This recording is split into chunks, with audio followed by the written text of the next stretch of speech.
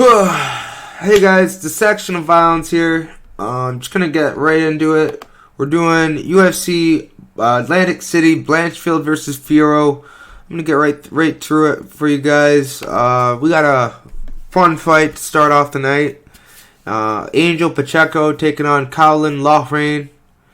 Honestly, it's a weird fight because Pacheco's one of those guys where he can give up some, body fat to cut the weight down to 135.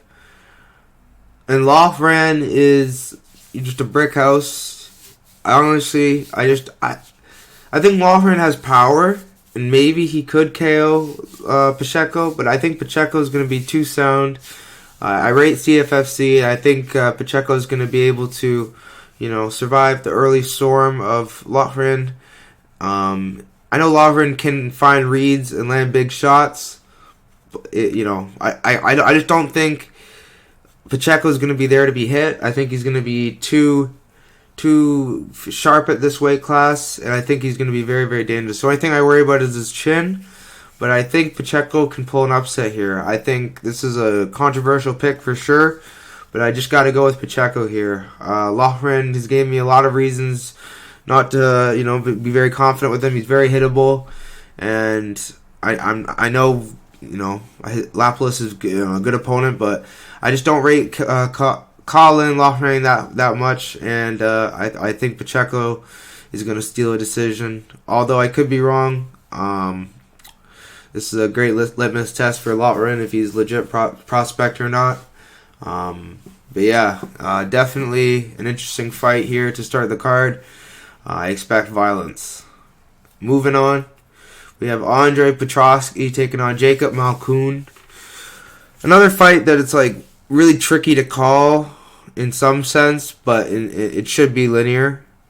Petroski, he's a heavy hitter, and he can swing hard and, steal the judge's decision. But the thing with Malkoun is he sticks a nice jab out there, and he has pretty solid fundamentals. The thing with Malkoun that worries me the most is he drops down for his his high crotch, and he does like his cage trip. But I don't know if Petroski early is going to be there for it. And if he is, I don't know if Malkoun's jiu-jitsu is good enough to keep, Petroski down early. This is a weird fight to call. I'm gonna lean Malkoun just because he has a nice jab he can fall back on and clean fundamentals. But man, honestly, this is a weird fight to call. Petroski is a hard guy to hold down early, and this is a weird fight, So I'm going to go with Malkoun, but I'm not going to be overly confident that he steals round one. If anything, it's going to be round two, round three that I feel like is going to get the job done for him. And I feel like he's going to win by 29-28 decision. It should be a fun fight, though, regardless. Petroski should make it interesting. Moving on. We have Melissa Gatto taking on Victoria Dudakova. Very, very fun fight. I'm going to have to go with Victoria Dudakova, another underdog. I know people are saying, this is a bigger weight class. She's going to have some problems, and maybe so. But Gatto likes to play on her back here, and I know she has the ability to get up, but I think Victoria Dudakova is a lot better on top than some of the girls she's faced. And honestly, I just don't rate Gatto that much. I think she's decent, but I really think Dudakova has, pretty well-rounded skill set, and especially her grappling, her top pressure. I think, she couldn't grapple in her last fight due to that yeast infection, and or whatever it was. She was really, really compromised. I think she won't have those same issues in this fight. I think she's gonna, dominate with top pressure and win a 29-28, 30-27 decision. Honestly, could she find a submission or TKO? Maybe, but I don't know. This is a weird fight. She could even get subbed in the process, so I am ready for all outcomes, but I'm going to go with Victoria Dudakova here by decision. Another decision. Moving on, we have Aslan versus Anton Turkalj. Fun fight, rematch. I don't know whose idea this was, honestly. I think Anton Turkalj is a really, really interesting fighter. He isn't that good, but he's serviceable. He has decent grappling, and he's somewhat tough. The problem with Turkalj is he's hittable, and his cardio isn't that great. I don't know what's in the water at Extreme Couture, but I think Aslan is going to be a little bit more game, and I think he's going to have more. I think he's going to have a little better cardio here. I think he's going to come for revenge. I'm going to go with Aslan by TKO, rounds 1 or 2. Honestly, this is a weird fight, so I won't bet it. But I know Turkalj got it done the first fight, but I don't think Evo is still the same fighter. Maybe he is, but I feel like you can grow from a loss, in that amount of time. And I don't know, Turkalj just hasn't looked good lately. He's been KO'd, and Evo hits very hard. So I'm gonna go with Evo by TKO, rounds 1 or 2. But honestly, this is a really hard fight to call, and it isn't a good fight to bet on. So call the tip line if you need to bet this fight. Trust me, there's other spots on the card. Moving on, we have Connor Matthews versus Denis Buzukja. We have an interesting fight here. Both guys like to bring it. Buzukja showed he can be, put away with strikes against Jamal Emmers, who isn't really known for that. But he got Buzukja with a clean shot. Yeah, man, Buzukja's he's a decent fighter. But I think Matthews' pressure and boxing are going to be the tools here. I think he might lose round 1, even though he said he's going to come out hot early. I think he's probably going to lose round 1, and I think he's going to come on late, round 2, round 3, maybe even finding a TKO. But I'm going to go with just a decision win. Connor Matthews maybe even gets a split. This is a really interesting fight for sure. Buzukja's back's against the wall, and Connor Matthews has a big audience after the Contender Series. People want to see how he's going to do. So I don't know. This is a weird fight for me to call, but I'm going to lean Connor Matthews early, and then it's probably going to be a live bet spot. Connor Matthews is going to grow up as the fight goes on, so we'll see if there's a spot. Let's see if there's a spot later on in the fight. But yeah, moving on, we have Julia Arce taking on Herbert Burns. Fun fight. I know everyone's saying Herbert Burns is going to get killed, and maybe he does. He gets TKO'd. Maybe that is the case. But I do think he is game enough in round 1 to survive and, maybe even get a submission. TKO by knees maybe somehow. I don't know. Herbert Burns can be dangerous. He's coming off an injury, a layoff, everything that you want to bet against. So I do understand the argument that Julio Arce is going to just run over Herbert Burns. But honestly, Julio Arce is still in his prime, but he's, not getting any younger. And he's coming off injuries as well. So you can't just say that Herbert Burns is the only one who's damaged goods. I'm going to have to go with Julio Arce, obviously, just for, how bad Herbert looked his last fight in the layoff. But, this isn't as linear as, if this was no layoff, you never know. I could be swaying to understand. I wouldn't maybe go as far as picking Herbert, but I would definitely understand why someone would pick him if this was 5 years ago and the injuries weren't as present. Honestly, this is a weird fight to call because Herbert possesses a lot of talent on the ground and some dangerous strikes in the first round. But the problem is Julio Arce is, man, he's going to be more dangerous on the feet. I feel like he's going to be landing the better shots if it goes to a decision. Man, this is a tricky fight because of the odds, but other than that, I feel like this is a Julio Arce fight. Could I be wrong? Maybe, but we'll see. Moving on, we have Lupita Godinez versus Verna Jandiroba. Honestly, I really like Lupita Godinez here. Yeah, man. I just think Verna Jandiroba is a good jiu-jitsu practitioner, but she needs to get the takedowns in order to get it. And Lupe's got good wrestling, so I see Lupe stuffing the takedowns and, getting her way back to the feet if she does get taken down. She's in the cage. She's a very strong girl herself, so I'm going to go with Lupita Godinez by decision, but honestly, Verna's a crafty veteran and very, very technical when it comes to her jiu-jitsu. But I just think Lupita's physicality, her wrestling, and her boxing are going to keep Verna at bay and go cruise to a decision. So, yeah, I'm going to go with Lupe by decision, but you never know here. She could get comfortable in the wrestling exchanges and get swept. You never know here. This is a tricky spot if you're looking at it from a pure value perspective. Because, honestly, Lupita at chalk is rarely a good idea, especially at the highest level. So, just be careful, but I do think Lupe wins this one comfortably. Moving on, we have Nate Landwher versus Jamal Emmers. It's another fight, man, where it's like Jamal Emmers, I think, wins this, but Nate Landwher could, come on late, rounds 2 and 3, wear on Emmers. I just think Emmers is trained with good guys at a good team.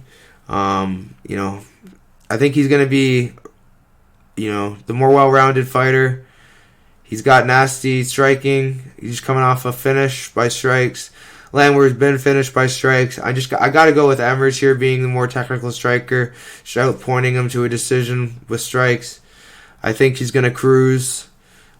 He's very, very dangerous. Yeah, man. I think Nate Landwher is definitely a veteran, and he's faced a lot of good guys. He could make this close for sure, but I'm going to go with Jamal Emmers just picking him apart and landing the better shots. Definitely going to see how the fight goes, see if Jamal slows down. But I think as long as he's, the cardio's there, he's going to piece out Nate Landwher to a unanimous decision. So definitely think this is a good spot, but we'll see how it turns out. Moving on, we have Chidi Njokuani versus McKee. Oh, goodness gracious. Another fight where it's like I would not advise betting on this one. So Chidi's going down a weight class, and that's never a good sign. I don't know how he's going to make the weight. He's huge for 185. This is going to be quite the scene. If he does make the weight, how will he deal with his cardio? His cardio should be better, but how will he deal with his chin? His chin is not known to be great. I think McKee, rounds 2, round 3 TKO are very live. Submission are very live. I think he's just going to wear on Chidi, and if he doesn't get KO'd in round 1s, which he rarely does, he's very tough. He's like a zombie. I think Chidi's going to wear himself out, and I think Reese is going to come up with the upset rounds 2 and 3. Now, rarely do I pick the Irish, but I feel like this is a spot where a lot of things riding against Chidi, and you kind of got to here, but you never know. Maybe Chidi gets it done in round 1 by TKO. You never really know. I'm really interested in this fight, and it should be a banger. So, yeah. Reese McKee by 2nd or 3rd round TKO. Moving on, we have Bill Algeo versus Kyle Nelson. I'm not talking about this fight. I got too much bias in it. Yeah, I like this fight a lot, but I'm not talking about it, and that's it. You guys can make heads or tails for this fight. I can't talk about it, so it is what it is. Moving on, we have Nursultan Ruziboev versus Cedric Dumas. Cedric is a really, really interesting fighter. He's working really hard on his wrestling, but I don't think the wrestling is going to be a problem here. He's going to be striking with Ruziboev. I know that Ruziboev has been training with the Philly boys, so his grappling should be all right. You never know, though. People say he's a little fraudulent. Maybe he is at the highest level, but I don't think Cedric Dumas should be one you got to worry about. Maybe he gets it done somehow, but I'm gonna go with Ruziboev by TKO or unanimous decision. Honestly, this is a weird fight because Ruziboev still hasn't been tested really. The Ferrer fight wasn't really a test; it was just another fight, I guess. Another sacrificial lamb. But anyways, he rose to the occasion, so good on him. That's why I think he's gonna win here. Rise to the occasion again. Cedric Dumas is just, he's alright. He'll beat the bums, and I don't think Ruziboev's a bum, so Yeah, it's Dumas, but and he's beat good guys too. But I just don't think Dumas is gonna win this one. Maybe he does, but I'm gonna definitely go with Ruziboev here. Moving on, we have Bruno Silva versus Chris Weidman. Now I almost was gonna lean Chris Weidman, but I can't, and I my gut's just gonna tell me Bruno Silva by age and how dangerous he is. He swings for the fences. I feel like he could put Weidman away by KO. I don't want to touch this spot just because Weidman came on late against Brad Tavares, rounds 2 and 3, and I feel like he could do the same thing with Bruno Silva, gassed out Bruno Silva, and find a finish by rear naked choke or something. So for this reason, I'm just gonna pass on this fight.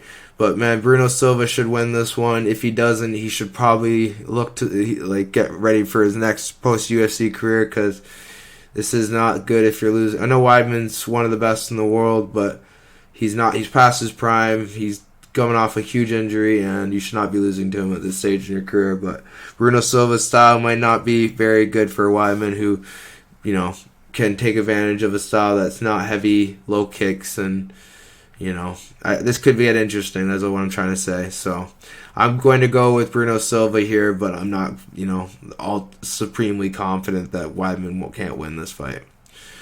Moving on, we have Vicente Luque versus Joaquin Buckley. Honestly, my free play of the week is Joaquin Buckley.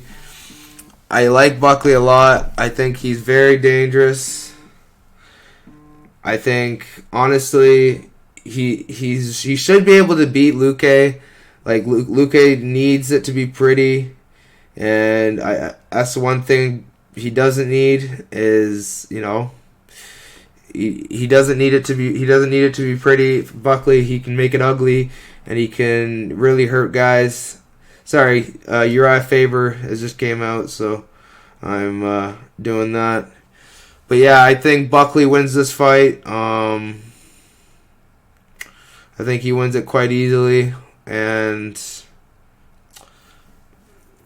I just think he's going to be too aggressive, too dangerous. If you're scared of, RDA on the feet, what do you think Buckley's going to do to you? And, yeah. I'm going to go with Buckley by either TKO or unanimous decision, but should be a fun fight. I just think Luque doesn't want it on the feet, and I think Buckley's a freak athlete and not going to be easy to take down. So definitely going to go with Buckley here, and, yeah. Moving on, we have Aaron Blanchfield versus Manon Fiorot. Really fun matchup, but I gotta lean with Aaron Blanchfield here. I just feel like if this was 3 rounds, it'd be all over Manon, but it's 5, so that favors Aaron. I think she's gonna wear on Manon, and even if she loses the first 2, she can win the last 3, or find a TKO finish, submission finish. It is what it is with this fight, honestly. But, yeah. Oh, yeah. Lucas March. Oh, yeah. For sure. Oh, man. I'm trying to get this line before it. Man, I hate when that happens. The line moved. Damn. Oh, my. See, this is my life. I'm checking lines constantly. But, yeah, Aaron Blanchfield. I think she wins this fight. I think she wears a man on. Definitely the size worries me, but I'm going to go with Aaron here. I think she's, dealt with Talia Santos, who's a very, very awkward style to fight at 3 rounds. So I think she has good experience, and I think she'll find the takedown. I'm going to go with Aaron Blanchfield by unanimous decision or later rounds TKO. But my top picks on this card are definitely number 1. Number 1, Julio Arce. Number 2, Bruno Silva. Number 3, Ruziboev. Number 4, Emmers. Number 5, Godinez. Alrighty, guys. Like, subscribe. You know the drill. And I'll see you next time.